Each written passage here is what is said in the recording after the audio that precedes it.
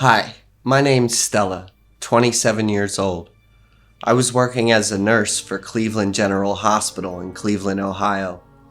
The work here requires a lot of patience. The work is hard, but I think if you're working in a medical field, you are well adapted to stresses. It's a field that demands a lot of professionalism and responsibilities. One day, I was assigned to handle a patient, an 8-year-old girl named Orla. She was diagnosed with congenital heart defects. Also, for a few months recently, she had developed depression as well. So I got to her ward room to get to know the girl. It was room 313. She's a beautiful young girl, reminding me of Princess Peach in the game Mario I once played. But in stark contrast with Peach's bubbling personality, Orla was really pale and really cold towards me. When I get close to her, Orla was drawing squares after squares in a piece of paper. She had no reaction on my approach, so I introduced myself and asked the basic questions to get to know her. The girl wasn't paying any attention to me. She kept on drawing them squares. I started the procedure with the basic sanitary checkup to make sure the wardroom was shining clean. Then I went to the patient, body temperature check, heartbeat, and blood pressure reading, the basic physical. Finally, I prepared the medication as prescribed by the doctors. Throughout the procedure, Orla didn't say anything much. There was almost no changes in her facial expression. Her eyes gazed toward the squares she's drawing. Having finished my checkup, I said goodbye to her before moving on to the next wardroom. Before I left, I glanced back at Orla. She's a weird patient indeed. The next one was room 303 for Mr. Manny. He's a longtime patient of ours, 60 years old, been hospitalized for 4 years due to chronic heart disease now. He's a true gentleman, let me tell you that. Everyone in the hospital was fond of him. As many times before, Manny greeted me with his usual warm smile. However, his expression today was kinda not very usual. "Hello, Mr. Manny. How's your sleep last night?" "Terrible. I can't even have a minute of shut-eye, Stella," he replied me with a sigh. "About 3 in the morning, there was some heavy footsteps on the hallway, and then came the constant knocking on my door."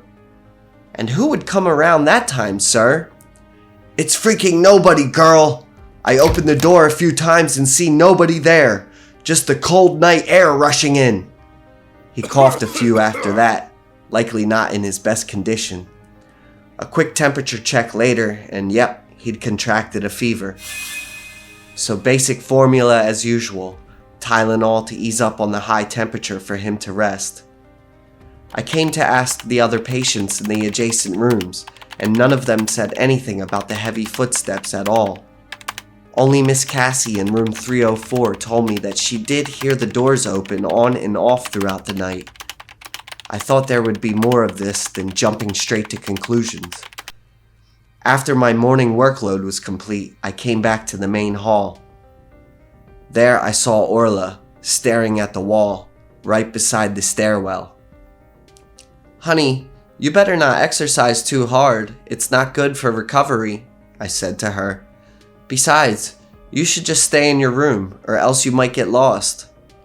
Orla, still not saying any word, kept staring into the hospital layout on the wall.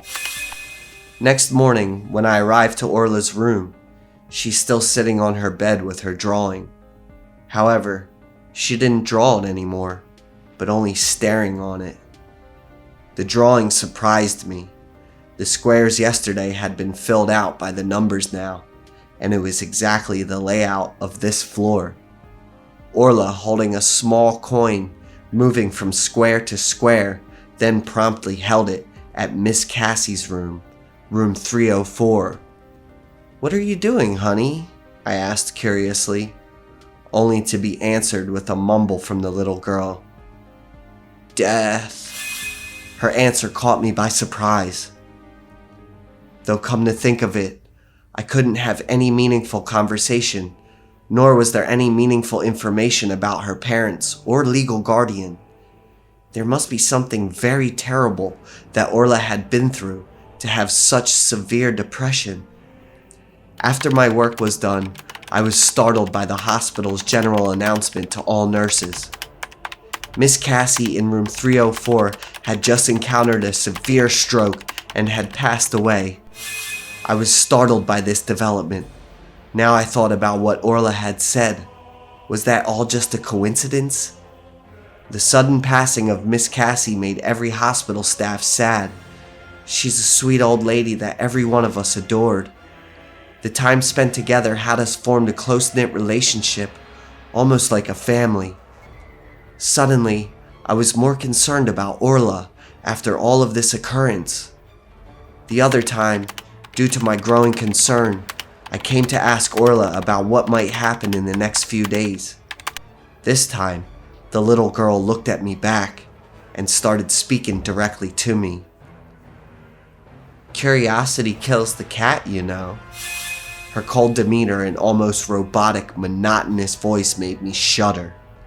Immediately left the scene, I came to report the incident to the head of clinic. She calmly told me to only focus on taking care of the patients at the best of my ability. It wasn't the first time this hospital had someone with psychic ability. I came back to work with a lot of thoughts after her answer to my question. When I came to Mr. Manny's room, I suddenly saw a dark shadow that came before me into the room. At first, I thought it was just another hospital staff. However, Mr. Manny was alone in his room. He greeted me, saying that his wife had just come to visit him. I was dumbfounded. His wife had passed away for 2 years already. After the encounter, Mr. Manny's health declined rapidly. I and another nurse took turns caring for him days and nights. During the entire time, the shadowy figures occurred more and more frequently and started appearing everywhere. All of our struggle was for naught because a few days later, Mr. Manny passed away. His death was not the most pleasant one, as evident in his fear-twisted expression, with blood oozing out from his mouth, soaking through the bedsheet. The cause of death, as diagnosed, was exsanguination. All of those things in such a short time was driving me crazy. Another time during my shift, I suddenly saw that black shadow in the hallway. That shadow was slowly creeping up to me. Turned around, I tried my best to get away from it. I immediately thought of Orla. She may be the one knowing how to help me get rid of this monstrosity. I opened up room 313. Orla was there, sitting. I locked the door and frantically got to Orla. In my utmost horror, the girl was slowly moving the coin on the floor layout, stopped just right at this very room. I shook her incessantly, and despite the chaos around her, the little girl remained silent. The emergency red button also seemed to stop working mysteriously as well. That shadow was now just inches away from me, a silhouette of a woman.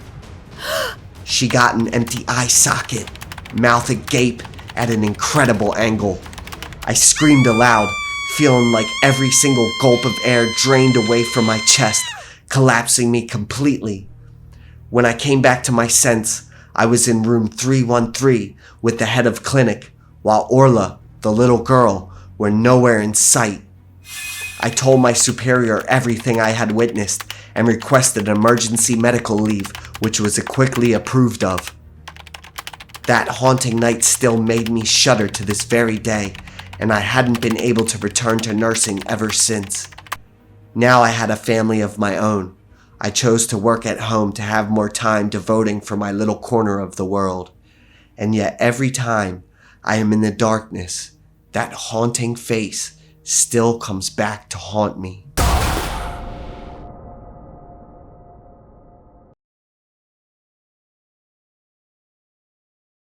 I'm Maria, third-year student major in accounting from the University of Brigham Young. I have a boyfriend named Jonathan. He's 5 years my senior, having a steady and stable job and income. We had been together for 2 years now, and Johnny had always been the one caring for me. But there's always rainy days. There will be discord between us. This was unavoidable for every relationship. For our 2-year anniversary, because Johnny's schedule was pretty busy, we decided to have a movie night out, since it'd give us breathing room. Of course, every movie theater always had special discount programs for couples' anniversaries. We obviously were going to pick the double seats so we could see the movies best. We're going to watch a romantic drama one. I had been waiting a long time for this, so I prepped up the prettiest I could, even utilizing the perfume Johnny's gave me for the evening. It'd been 20 minutes already and still no sign of Jonathan. Not a single one, including texts, calls, or any messages. It's really annoying when I tried to call him many times, but he didn't pick up. At this point, I was no longer feeling annoyed. It was a subtle sense of dread that took over. I had tried to continuously call Johnny, and thankfully, he picked up at the 10-ish call. The moment I was able to hear his voice, I felt like a heavy burden was lifted from my chest. Jonathan said to me in a soft and rather somber tone, "I'm really sorry, Maria." He must deal with an urgent last minute with his business partners and hence couldn't notify for me in time. If you had been in my shoes, girls, I'm pretty sure you'd do what I did. I had prepared everything for this occasion, and now all I received was utter disappointment. Both of us had a huge fight, and I ended up hanging up before Johnny's even finished. In that very moment, I decided to see the movie by myself. With or without him, this beauty couldn't be wasted. I immediately went on my way to the movies. The taxi took me there at 9:45, which was on time, since my movie would start at 10 o'clock. Pulling out the couple tickets, I once again felt the fury rose within me. So I did the logical, tossing one to the trash in anger. After purchasing the popcorn and accompanying drinks, I went to the theater. The ticket man gazed at me with sharp, cold eyes. "Room number 4, go ahead, then right." His action was very odd, yet I paid little attention to it. In the movie room, the atmosphere was very cold, to the point that it made me shudder uncomfortably. This pretty dress now, here in this environment, was now completely worthless. Searching for my seat once again really hit me hard. Why didn't I just buy out another ticket? Why must I cling on to the old ticket? Because every other seat there were couples, happily seeing the movie, while I'm out here all alone. This movie night had started out fucking great, and now it tried to screw me further, huh? At that moment, I began to notice the silence around the film room. Everyone was in utter silence, including the couple next to me. Even the advertisement music was kinda creepy, to the point it made it shudder thinking about it. What's going on? I thought today it was a romantic drama. I took a selfie, the best that I could, to show that I was in pretty high spirit. Then I put the picture in my personal page, well, for a reason you might already guess it. I just want to show Jonathan that even without him, I'm still fine. Reading the comments complimenting my beauty, I was in ecstasy. With the movie on the way, it's time for me to shut down on my phone to see it. After some time, my phone suddenly was bombarded with notifications. The first few, I decided to ignore it. But after a few dozen of constant bombardment, prompting the others surrounding me throwing me angry looks, that I decided to shut it down for good. And yet, all of those notifications came from Jonathan himself. Okay, let's see what the hell he wanted, I thought to myself. He was in a very interrogative mood to me today, constantly asking me on who I am seeing the movie with. That's odd. but I replied back to him that I was seeing the movie alone. Johnny immediately sent me the picture I just took. Looking closely behind it, there was obviously a man who I didn't know, turning his face away. The action I took would feel like I was leaning my head onto his shoulder. But I swore to God, behind me at that time, there was absolutely nobody. I swiftly turned my back, only to see nobody there, just two women who's sitting there on their own. But I noticed that there was a half-consumed popcorn and drinks. It seemed to be someone there, and that person had left. There was a very familiar scent in the air. It seemed to be perfume, yet I couldn't recall what familiar about this. Once again, the phone rang again. It was still Jonathan, angrily demanding to know where I was, interrogatively. I tried to explain everything, but he didn't seem to buy it. Fine, then go away with your mistrust, you jerk, I thought, turning my phone off to go back to the movies, which I had missed a few minutes and now didn't know where it was going. How annoying. Suddenly, I could now hear the sounds behind me, as if someone's sitting right on it. Should I turn around to see who was? And was that the man in the picture? I felt kind of rude doing so, yet I also felt curious and an urge to confirm everything. While there was a battle inside my head, I could feel the heavy breathing on the back of my head. The breathing came closer and closer, to the point it was right there on my ear, and I could smell the familiar perfume more clearly than ever. So I tried to conceal myself with a half gaze on the corner of my eyes, disguised by me combing my hair. It was again the empty seat. The popcorn and soft drinks remained where it was earlier.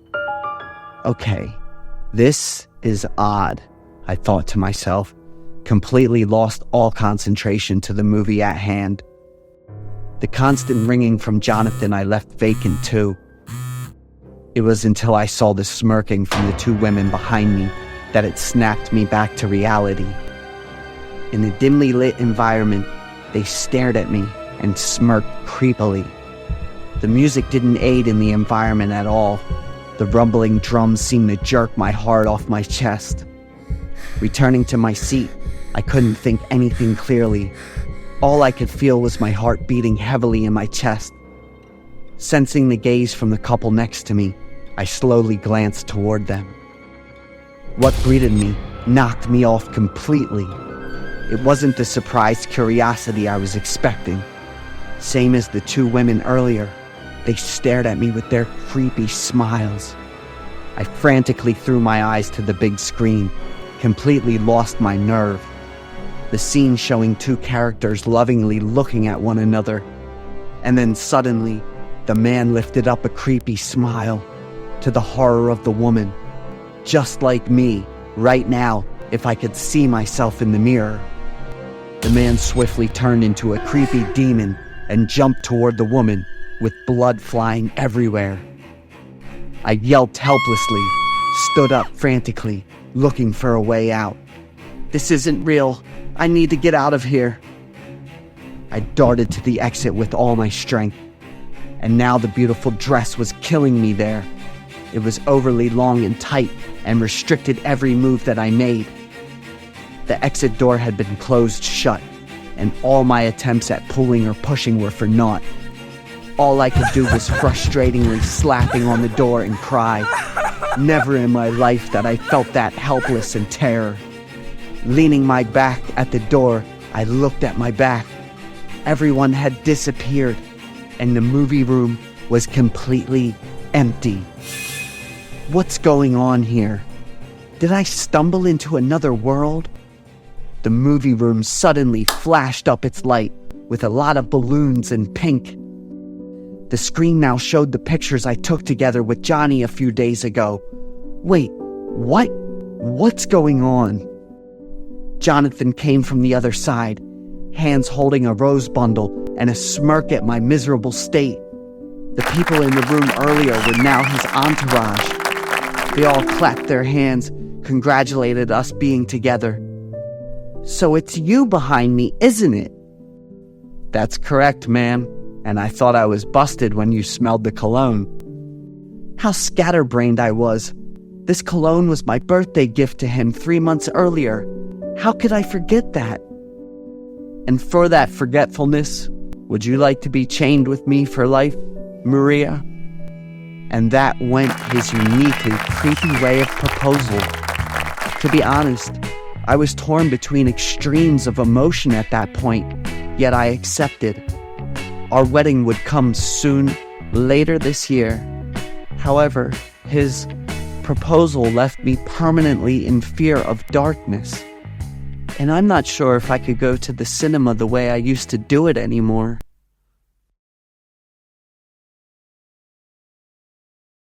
I'm Benny, 31 years old. I'm working as a production manager for one of the 10 largest companies in the US. I've worked very hard to get to my current position, and I really love my job. My company often holds luxurious parties at the end of the year to appreciate employees' contributions throughout the working year. During the party, there will be activities including dining, entertainment, and a charity auction. Last year's end party also had similar activities as every year. This time the company allows employees to bring a relative along. I immediately thought of Donna, my beautiful girlfriend. The party invested by the company was very grand. The venue is a famous local 5-star restaurant. Donna and I arrived at the party greeting everyone. Donna is very excited about everything around her. Knowing my position in the company, she really admired it. I am also confident that I have scored more points in her eyes. The party with the participation of more than 3,000 employees was deafening. I told Donna to follow me closely to avoid getting lost. Around 6:30 p.m. we started the party. Company leaders will give opening remarks. The next part is to honor and reward employees who have made outstanding contributions. When standing on the podium to receive the award, I was very happy to see Donna standing below, clapping her hands and looking at me smiling. At 7 p.m., we started the dining portion. The party format will be buffet. Beautifully decorated and extremely luxurious dishes were served. The LED screen suddenly appeared with a video of the restaurant's chef. Ladies and gentlemen, I am Anthony, the restaurant's executive chef with nearly 30 years of experience. We would like to respectfully introduce to everyone dishes filled with passion, made from Anthony's unique ingredients, wishing everyone a delicious meal. Everyone was very surprised, and I was very impressed with the chef's eyes and smile at the end of the video. It felt like he was trying to convey something. Having the chef personally introduce the dish made us feel appreciated and cared for. This restaurant really knows how to please customers, I whispered in Donna's ear. She smiled happily. Everyone started eating and drinking happily. Donna's food is delicious. She constantly praises the food here. Not only Donna, everyone nodded while eating. I have quite a hard time eating. With unfamiliar foods, I will hesitate to eat them or even be cautious because I have some stomach problems. Seeing everyone's expressions while eating makes me curious about the taste. I took a look around. The dishes here didn't have name tags or any information about the ingredients. This is very strange compared to other 5-star restaurants I've been to. I don't know what the unique ingredient the chef said is. In the end, I chose a dish that was quite similar to steak. The taste of the dish is very strange, but very delicious. The meat is soft and mixed with sauce. I started to get excited and continued to enjoy the next dishes. Suddenly, Donna shouted loudly with joy. She ran up to me boasting that she had found a ring in the dessert. Donna picked up the ring and smiled excitedly. "Benny, I think it's a diamond." I looked at the ring. It was indeed decorated with a diamond-like stone. I and everyone nearby were surprised. Could this be a random lucky gift secretly prepared by the company? But lucky gifts usually won't be placed in dishes like that, which is confusing. I was bewildered, and Donna was very happy to put the ring on her finger. Suddenly, a guy standing not far from us exclaimed, There are human fingers in the soup! Everyone who could hear those words immediately turned their gaze towards the guy. Continuously, other strange things appear in food such as hair, eyelashes, and nails. The surrounding atmosphere was chaotic. People talk endlessly about the food. The company representative requested to meet the restaurant's manager and chef. A loud crash and a girl's scream rang out right behind me and Donna. Everyone was silent. The large bowl of hot soup burst and flowed all over the floor. What made everyone scared and dumbfounded was the human skull with some skin still attached with 2 white eyes rolling on the floor. The hand bones with 5 intact fingers floated right in front of me and Donna. Donna hugged me tightly and fainted. Some people burst into tears and some older people even had heart attacks. The sounds of vomiting, crying, screaming all created a chaotic scene. It's like the end of the world is coming. We have to try to escape from that cruelty. We didn't say it, but everyone was aware of what they had just eaten. The haunting incident caused the company huge losses when overnight up to 30% of employees resigned. The horror party from the restaurant was also reported by the national media, and the company's shares fell to a record level. The restaurant's chef was arrested. He's still very proud of what he did. According to the police investigation, the material he said was unique was taken from his wife, who had lived with him for 20 years. He was diagnosed with severe schizophrenia. Donna was so obsessed that she had to undergo psychological treatment at the hospital. Her family was very angry and asked me to stay away from their daughter. I have lost contact with Donna since then. Currently, I still work at the company. Every event organized by the company is also calculated and has very high requirements so that no more unfortunate events would have occurred.